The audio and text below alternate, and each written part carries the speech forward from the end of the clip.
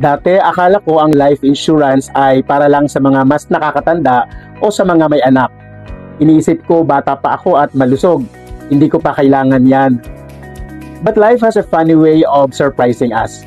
Isang kaibigan na kaedad ko ang naaksidente at nahirapan ang pamilya na nabayaran ang mga medical bills. Doon ako natauhan. Na-realize ko that risks don't care about age. Ang mga emergencies ay nangyayari kahit kanino, kahit anong oras.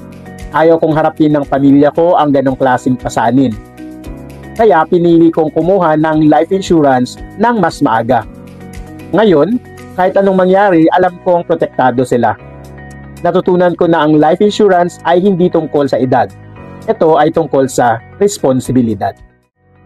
Dati akala ko ang life insurance ay para lang sa mga mas nakakatanda o sa mga may anak.